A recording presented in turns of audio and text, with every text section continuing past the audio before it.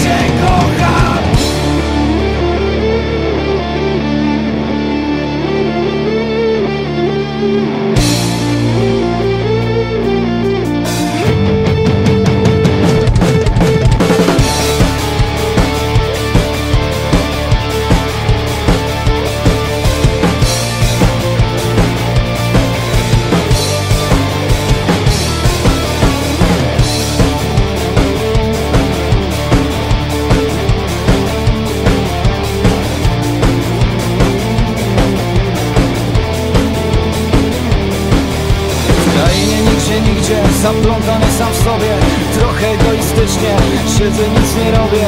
Ciało jest obecne, grzeczne i na kanapie. Duch wolny się wyrywa i hula razem z wiatrem. Rzeczy, że chowam się przed tobą i jestem skryty, lub chcący blisko ze mną. Solidarnie milczysz, kochając i się złoszcząc, znosisz to cierpliwie. Ja też się bardzo kocham, tylko trochę autystycznie.